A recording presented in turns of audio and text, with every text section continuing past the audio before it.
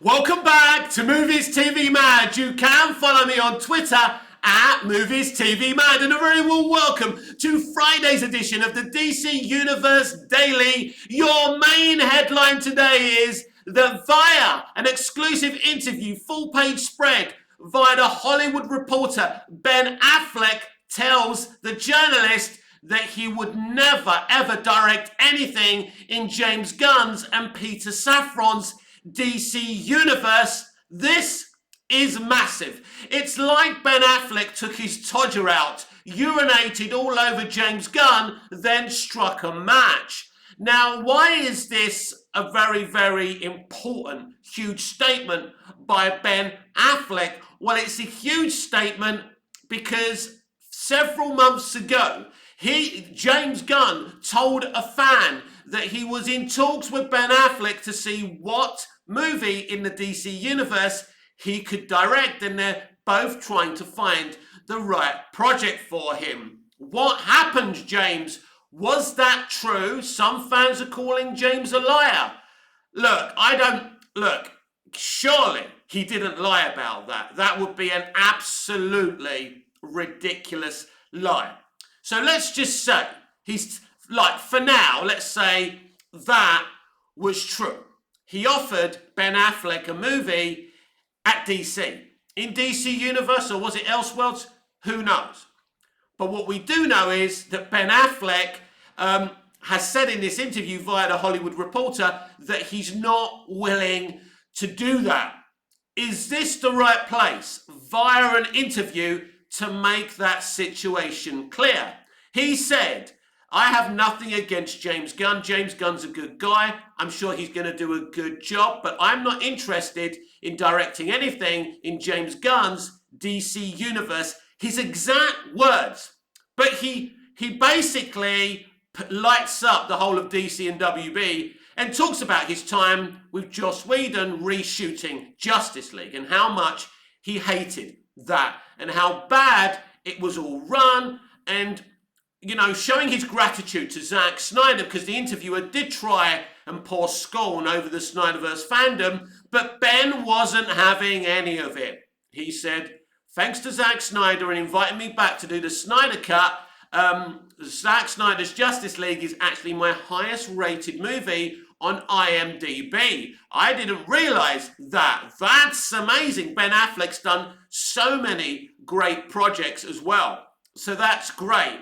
He spoke about Snyder approaching him about doing the Snyder Cut and saying, well, you need to get union permission if you're going to shoot it in your backyard and things like that. But it happened, it was done, and it was beautiful. Ben also talking about his pride in Batman versus Superman. Quite right too. And he confirms he's in 5 minutes of the Flash movie. He believes he nailed his performance as Batman in those 5 minutes. That's not a revelation. Seen the test screening. In the test screening, it was slightly more than that. Clearly, they cut it down for time just a little bit, and it is absolute fire. But we must remain with this situation where Ben Affleck says he would never direct anything in the DC Universe. Now, clearly, Ben has reiterated this to James Gunn already, and James Gunn kept it to himself. Was James Gunn right to keep this to himself? Now, there's a lot of huge headlines by other people reading this article saying that Ben Affleck is done with DC. I don't think that he is. I believe he's protecting his role as Batfleck. I think he understands there's going to be future opportunities to play his Batman again. Maybe he'll even get the opportunity to direct the Batman movie, as unlikely as it is. But what was interesting when he said he would never direct a DC Universe movie, he said, I could never be involved with that the way that it's being done. But he was respectful to James Gunn.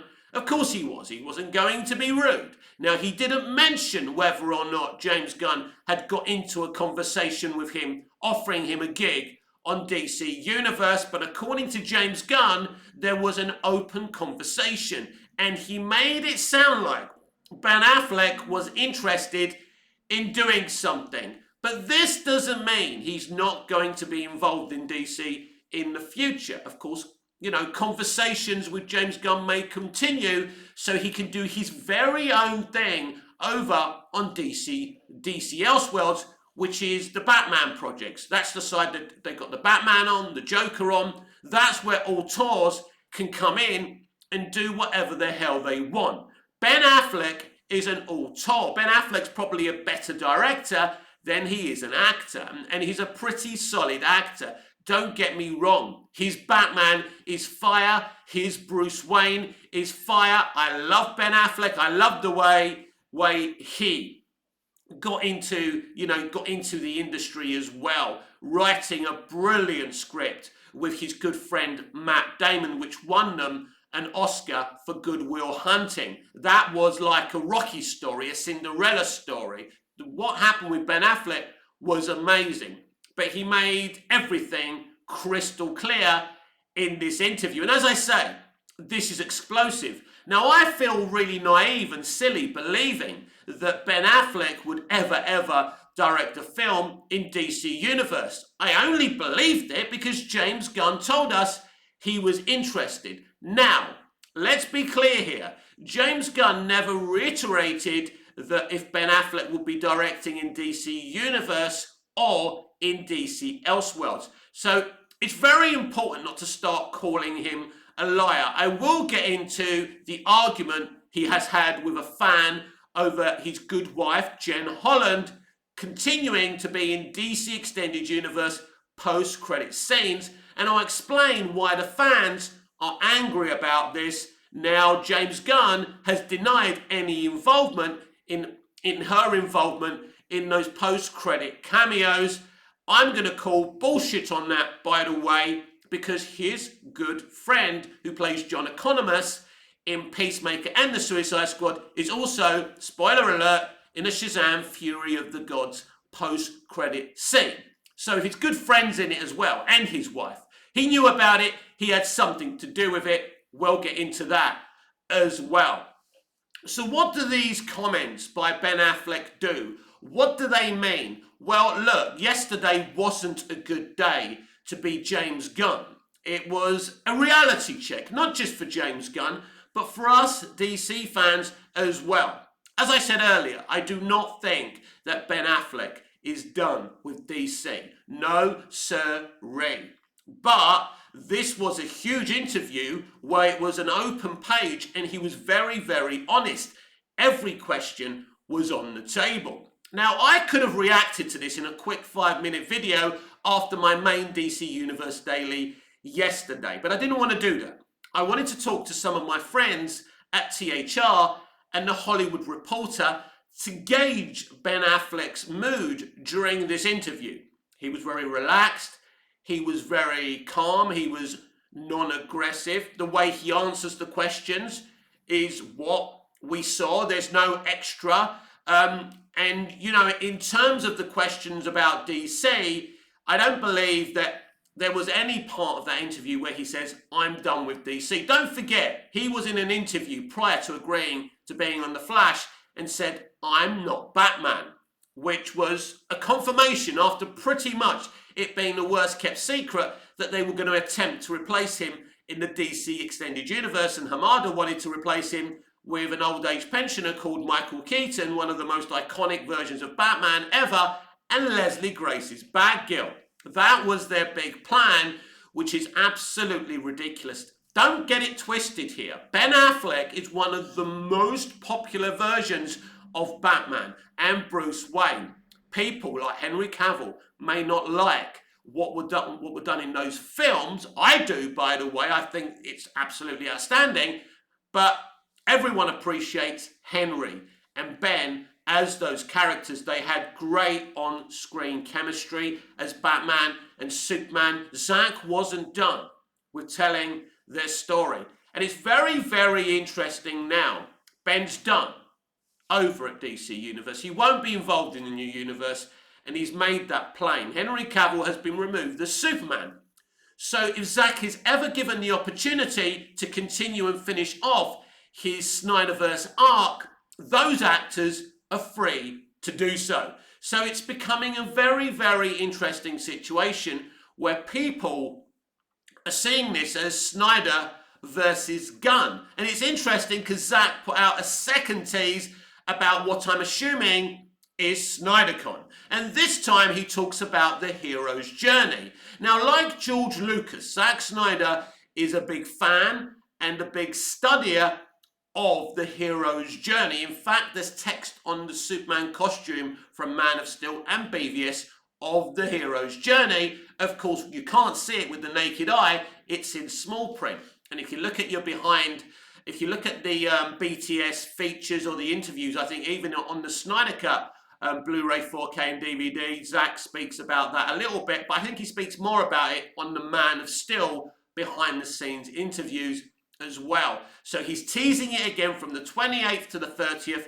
I can only see it being SnyderCon. It is very exciting because, again, he's not using Rebel Moon to tease this situation, whether it's SnyderCon, whether it's a limited release for all his free movies in movie theatres. I don't know what's going on, but I'm going to say it's SnyderCon. I can only make that assumption. But the Hollywood Reporter article is fascinating to me because you didn't see it coming and I didn't see it coming. I genuinely thought he would direct something, either in DC Universe or DC Elseworlds. He may still direct something in DC Elseworlds because he didn't say he was opposed to that. He clearly understands if he was to direct something in DC Universe, he would be in James Gunn's world. He would have to basically be directed by another director. Like Kevin Feige directs his directors what to do in the MCU with Marvel Studios, it will be the same situation. That's what he's talking about. That's why he would never direct a DC Universe movie. So in a lot of ways, I don't think he's pouring scorn over James Gunn. He's just saying that element doesn't interest him. But obviously, fans are going to see it a certain way. And again, James Gunn, like he did when he spoke to Zack Snyder, when Zack called him to congratulate him on his Gods and Monsters slate announcement, he made it sound to Snyder fans that Zack had moved on from DC. Zack's teasing his previous DC works in teasing whatever's going on the 28th to the 30th of April. But I could have told you that anyone who knows anything about Zack Snyder in this situation knows that Zack Snyder will never move on from DC, and neither will his fans. Now, an element of my DC fandom is with the Snyderverse and Zack Snyder. I would like that to continue in some corner because I really enjoyed what Zack was doing. And the treatment of Zack by the studio, and we discussed this yesterday and many days since this YouTube channel has been formed by me about that situation. But so I'm a big fan of Snyder, I'm a big fan of Affleck, and I'm a big fan of Cavill. But I'm not going to say I'm not shocked. And Gunn did try and give the impression that Ben would be directing something, within the new DC Universe, whether that's Elseworlds or DC Universe itself.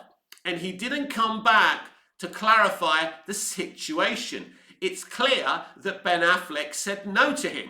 And this is another interesting situation. James Gunn's very, very famous for reacting to situations in the press. Of course, he can't call out the Ben Affleck interview because this is not a journalist. This is not an out of context, paragraph. This is on the Hollywood Reporter, the biggest, entertainment medium platform delivering news from Hollywood and entertainment all over the world. This was an interview. These were Ben Affleck's words. He means them. They weren't taken out of context. So in that element, it is huge. And he didn't respond. James Gunn has not responded to that interview. As I said, he's responding to accusations of nepotism towards his wife. And I want to stay with the Ben Affleck situation, but I do want to jump over for a moment or two about the argument he had with the fan over Jen Holland, aka Amelia Harkle. So let's go back to the beginning here. He cast his wife Jennifer Holland as Amelia Harkle in the Suicide Squad. That was him. Since then, she's been in a I nearly said a Black Adam post-credit screen, I'll correct myself there. She appeared near the third act of Black Adam when Black Adam gives himself up. We see her for about, what, 10, 15, 20 seconds. Now, also, it's out there now. I've seen the movie and I already know this. I've seen both post-credit scenes of Shazam! Fury of the Gods. We will look into them and review them a little bit in another video in the future once everyone's had a chance to see the movie. So she is in a post-credit scene in Shazam! Fury of the Gods. Now this has angered fans, but why? James Gunn refuses to allow Henry Cavill to have a farewell cameo in the Flash movie. But his wife again appears in a cameo in a DCEU movie. And when a fan called him out on this, he denied any prior knowledge. He was working on Guardians Volume 3, he said. But James, that's the problem.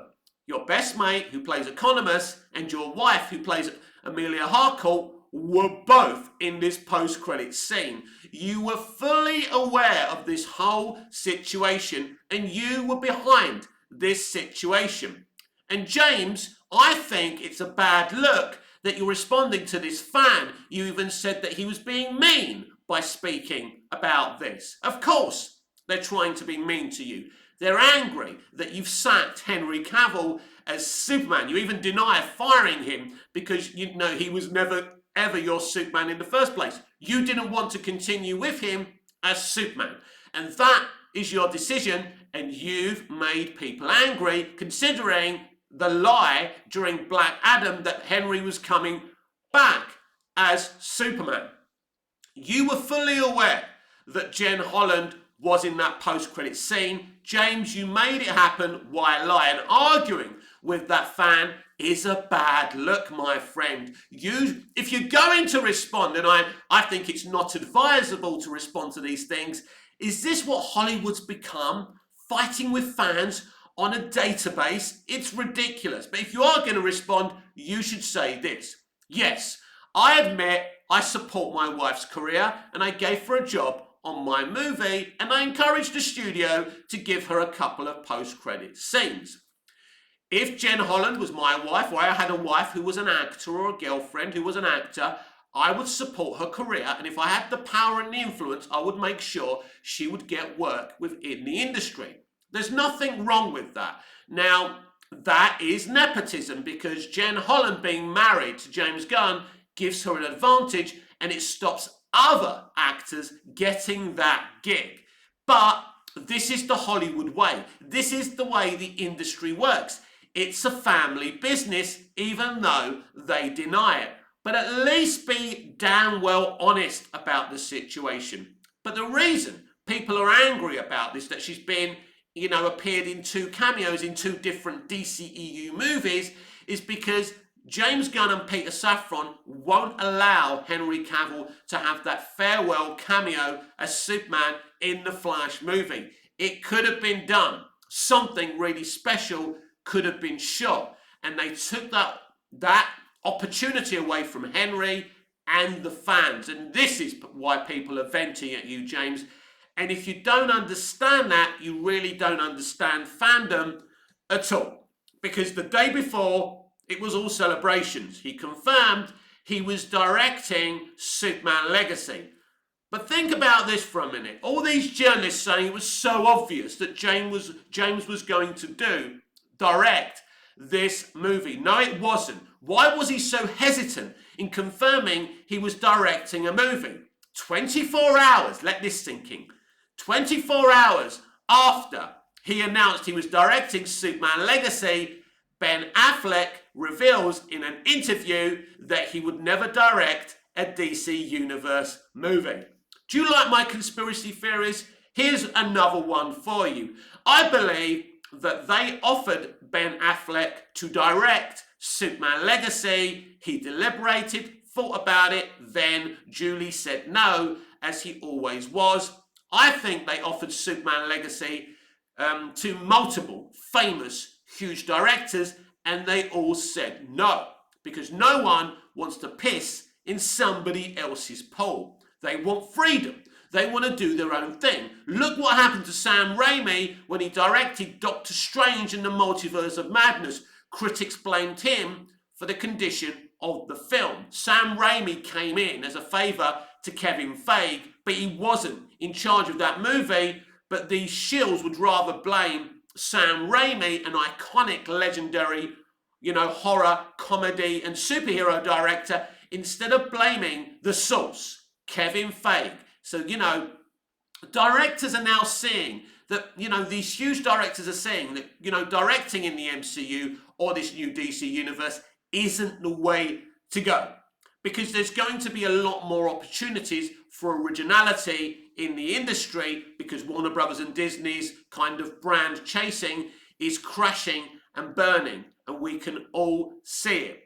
So it's going to be very hard for DC Universe to get huge name directors. Now, James Mangold has been linked with Swamp Thing. Now, he's not officially attached to that movie, but certainly he's in talks. Let's see if he does it. That's a huge coup. But if you're willing to work for Lucasfilm and Disney on Indiana Jones 5, then you're willing to direct Swamp Thing. Obviously, he's quite happy to work in those kinds of conditions, but it would still be a big coup to get James Mangold to direct a DC movie, and people, I'm quite sure, will be excited.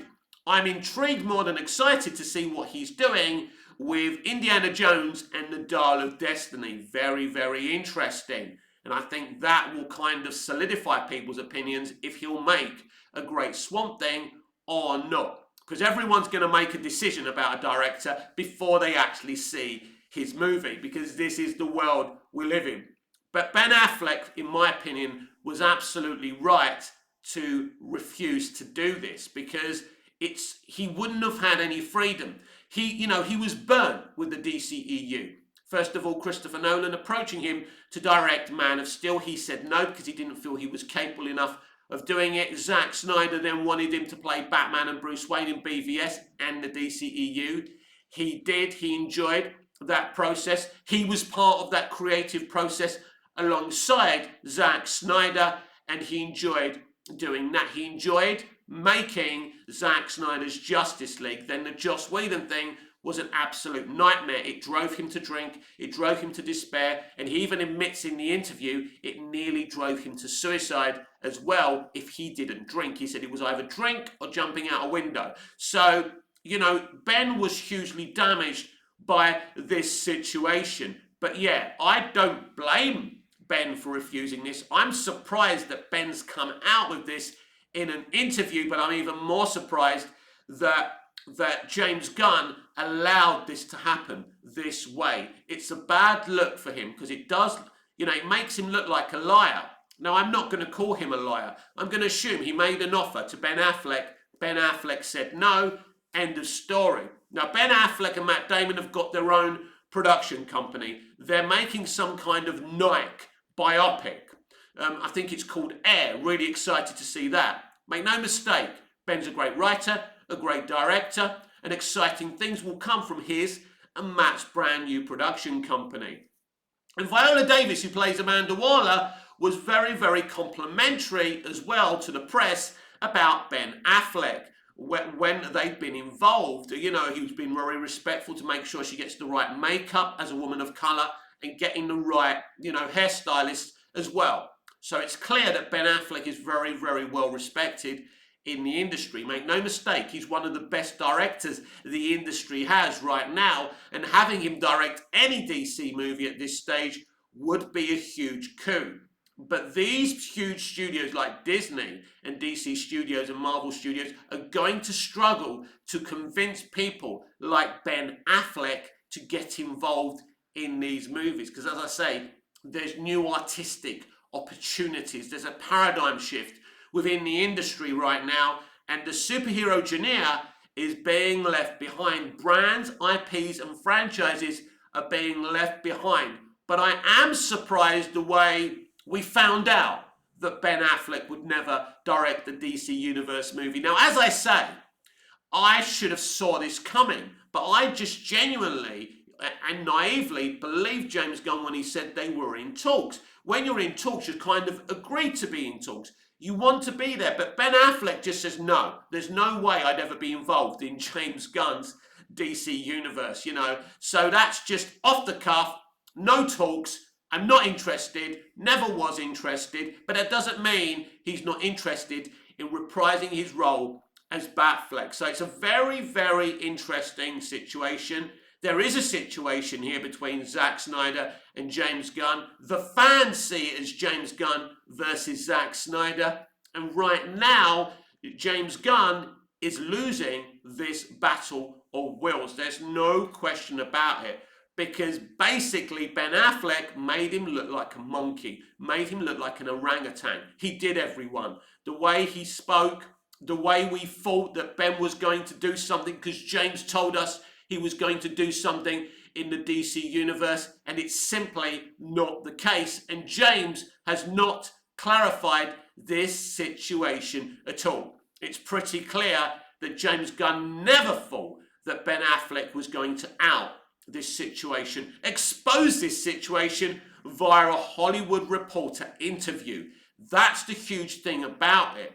It exposes James Gunn. It does make him look like a liar. I'm not ready to call him a liar because I don't have the evidence. I don't have the full information. Because as I say, Ben and James could be in talks for Ben to write and direct a DC Elseworlds movie. So until we have some clarification on that. So I'm not convinced that Ben Affleck's finished with his Batman. I'm not convinced that he'll never direct or write anything DC again. I think there are opportunities for him. But one thing's for sure, he's not interested in directing anything within James Gunn's DC universe. And of course, Snyder fans are celebrating that. And, you know, Twitter is on fire since this interview yesterday. I didn't expect this interview. I didn't expect Ben to say what he said in this interview. This is why I didn't want to just come out with a quick video, because it was big news, and I always want to talk about big news straight off the cuff, and I want to be reactive. But I didn't want to be reactive this time, because this is an ongoing situation. To fight to restore the Snyderverse is a realistic one, and it's becoming more and more realistic. And Zack Snyder, you know, is really, you know, adding fuel to the fire with the way he's promoting SnyderCon 2 as well. It's all very, very interesting. One thing's for sure, Zack Snyder isn't done with DC, and Ben Affleck isn't done with his Batman. He's not done with DC, but he's not interested in being in a kind of canned peas franchise where he has to be told what to do. He's been around the block for too long.